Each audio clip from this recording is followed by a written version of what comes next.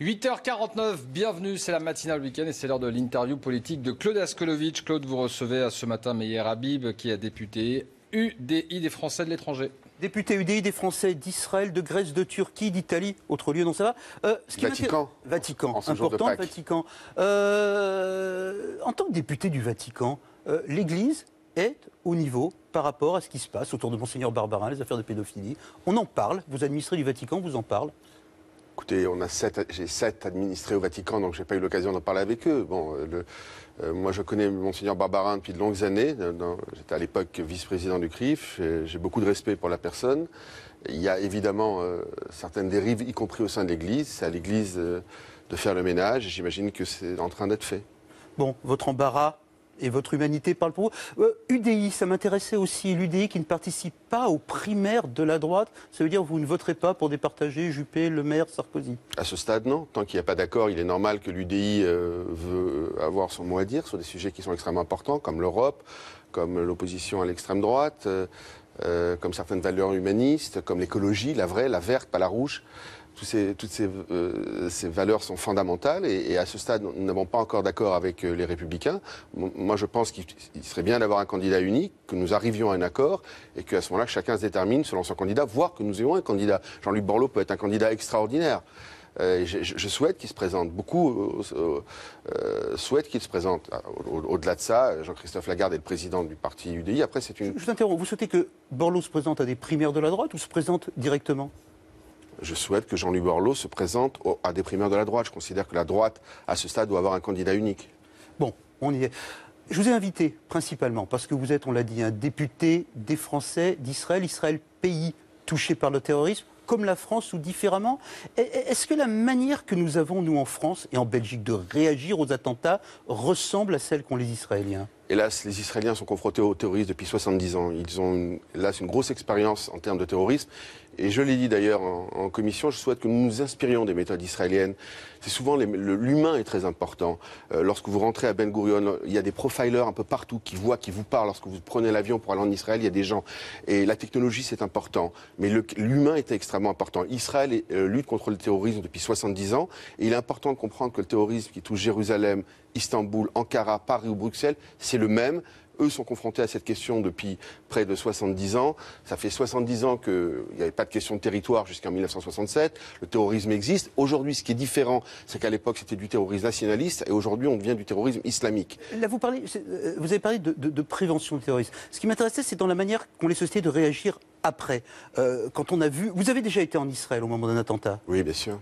Qu'est-ce qui se passe juste après un attentat? On commémore pendant des mois ou est-ce que la vie reprend? Hélas, il y a beaucoup d'attentats. Il y a eu près de 150 terroristes qui ont été tués ces dernières années et 25 à 30 morts. Et là, ils sont très au fait de la lutte contre le terrorisme. Et le pays entier, immédiatement, au niveau des médias, au niveau des secours, au niveau des radios, est prêt pour ce genre de choses. Nous, on l'est beaucoup moins parce que nous ne sommes pas en guerre en France depuis 70 ans. Vous avez l'impression que nous ne sommes pas prêts en France à accepter l'idée, comme dit Valls, comme disent d'autres, que le terrorisme va durer? Pas du tout, parce que nous ne voulons pas que le terrorisme dure, mais de facto, nous levons avec le terrorisme, nous couchons avec le terrorisme. Hier, des attentats, 40 morts au Yémen, en Irak, on n'en parle presque plus, 130 morts à Paris, 30 000 tweets. Je suis Kouachi, je suis Koulibaly à l'époque, c'est extrêmement inquiétant. On ne peut pas faire comme s'il n'y avait rien. Je ne pense pas qu'on doit battre sa coupe en pensant que nous serions responsables de quoi que ce soit. La France est un pays extrêmement tolérant qui fait le maximum. Il faut ouvrir les yeux. Le terrorisme est à nos portes et je crois que nous ne sommes pas tout à fait prêts à ce stade pour le combattre. Pour le combattre ou pour vivre avec? On ne peut pas vivre avec le terrorisme. On doit éradiquer le terrorisme. Pour ça, il faut éradiquer les pays qui soutiennent, qui financent le terrorisme. Nous flirtons avec eux, qu'ils soient sunnites ou chiites, que ce soit l'Arabie Saoudite, le Qatar ou l'Iran. Vous dites éradiquer les pays, il faut éradiquer... Non, pas éradiquer les pays, éradiquer le terrorisme. On est obligé d'avoir des relations avec les pays. Mais il faut être extrêmement dur avec tous ces pays. On peut parler à ces pays, on ne peut pas tolérer le terrorisme. Le djihadisme est le nouveau cancer du XXIe siècle. Il n'est pas normal d'être à une terrasse de café ou à un concert et de prendre une balle et mourir en plein Paris. Ce qui est en train de se passer, est-ce que c'est fini? Je ne crois pas. Et là, je suis assez pessimiste sur l'avenir. à condition que nous vous ouvrions les yeux. Pour ouvrir les yeux, j'ai un souci, moi, avec l'islamisme modéré. Il n'existe pas d'islamisme modéré. On parle de plein de choses à la fois. Nos relations avec le Qatar, l'Arabie Saoudite. Vous avez employé le mot éradiquer. On devrait rompre les relations. Pas du tout. Quand le président de la République, le Premier ministre, l'État français font du business, font de la politique, font des alliances avec l'Arabie Saoudite, c'est une erreur selon vous ? On peut faire du business, on ne doit pas faire la moindre concession au niveau du terrorisme. Lorsqu'on va dans un pays, on doit leur dire exactement qui ils sont. Le droit de la femme, le droit des homosexuels. On ne peut pas appliquer la charia aujourd'hui au XXIe siècle partout, et en particulier en France et en Europe. Et ça, on ne peut pas faire de concession là-dessus. Les Iraniens, lorsque le président iranien, on masque en Italie, on a masqué les statues parce qu'elles étaient nues, on est dans le délire absolu quand même. Le président iranien était en visite, il n'avait rien demandé. Est-ce que François Hollande a eu tort de décorer le prince héritier d'Arabie Saoudite ? Oui, à mon avis, absolument. On ne décore pas le prince héritier d'Arabie Saoudite, un pays qui n'a pas nos valeurs, qui veut appliquer la charia, qui a financé directement ou indirectement pendant une certaine partie ces dernières années l'islam radical.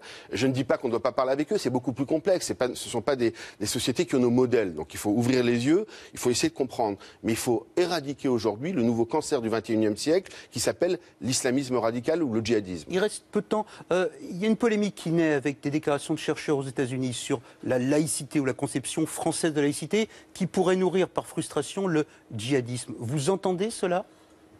Je ne suis absolument pas d'accord avec cette théorie. Je pense que la France est un pays qui a ouvert ses portes depuis des années aux Italiens, aux Portugais, aux Juifs qui venaient d'Europe de l'Est, aux personnes qui venaient d'Afrique du Nord, et arrêtons de penser que le problème vient de chez nous. Le problème est en face avec une théorie qui est une mauvaise théorie. Oui à l'islam, non à l'islamisme, non au djihadisme. Et à ce stade, nous n'avons pas encore apporté de réponse à ces questions. En Israël, pays que vous connaissez bien, dont vous représentez des citoyens au Parlement français, il y a des partis politiques de l'islam politique, qui gouvernent des villes comme El Faham. Pourquoi est-ce qu'en France... C'est en train d'être interdit aussi, parce qu'Israël est un État démocratique. Le parti politique qui gouverne El Faham est en train d'être... Ils ont des représentants à la Knesset. Ils ont des représentants à la Knesset. C'est bien que les Arabes israéliens aient leurs représentants. Ce n'est pas bien d'avoir des gens qui sont djihadistes, islamistes, dont le but est de détruire l'État d'Israël. L'État d'Israël est un État extrêmement démocratique. Je voudrais juste rappeler, il y a des partis islamistes politiques qui sont légaux et autorisés et représentés au Parlement israélien. Certains, tout récemment, Claude Askolovitch, ont été interdits. Le pôle nord des islams, ce qu'on appelle en Israël, je traduis de l'hébreu, mais au niveau islamique, certaines, y compris députés, sont interdits d'aller à la Knesset pendant plusieurs mois parce qu'on ne peut pas soutenir des terroristes, soutenir des islamistes. Encore une fois, le terrorisme qui touche en Israël depuis 70 ans est le même qui nous touche aujourd'hui. Et entre parenthèses, si vous me permettez, lorsqu'il y a souvent un attentat en Israël et on dit 4 morts de Palestiniens, d'Israéliens, c'est une faute. C'est une faute journalistique. Il y a 2 terroristes qui tuent 2 civils. C'est important de le rappeler aussi. Il y a beaucoup de gens en France qui considèrent que s'il y a du terrorisme en Israël, et des gens le pensent aussi en Israël, c'est à cause de l'occupation. Et donc on n'est pas dans la même situation que la France. C'est faux. Ça fait 70 ans que les Israéliens de tous bords confondus ont essayé de faire la paix. Ils ont été prêts à faire des concessions très douloureuses. Netanyahou est pragmatique, il est prêt à faire des concessions, il n'est pas prêt à aller au suicide.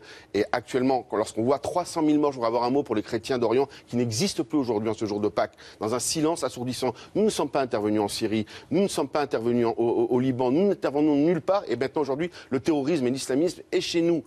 Moins d'une minute. Vous êtes également député des Français de Turquie. Le régime d'Erdogan se durcit. Vous ressentez ça ? Je suis très inquiet, absolument. Je suis très inquiet. La liberté de la presse est de plus en plus compliquée. Les dernières élections ont renforcé Erdogan et c'est très bien. La Turquie est un immense peuple. Le peuple turc a une immense histoire. Et on a le droit aussi d'être musulman, on n'a pas le droit encore de basculer vers l'islamisme. La liberté de la presse, c'est fondamental. Et à ce stade, j'ai une certaine inquiétude. Erdogan est-il un démocrate ? Sur le papier, oui. De facto, il y a la façon de lutter contre des journalistes, la façon d'étouffer. Maintenant, il y a du terrorisme aussi en Turquie. Nous-mêmes, je discutais avec... Votre jugement sur Erdogan, on a fini. Erdogan, si j'avais à voter, je ne suis pas persuadé que je voterais Erdogan. Je ne voterais pas Erdogan. Sans aucun doute, mais je ne suis pas citoyen turc, donc il a été élu à ce stade. Merci Meyer Habib d'avoir été avec nous ce matin. Joyeuse Pâques. Merci beaucoup. La matinale week-end se poursuit.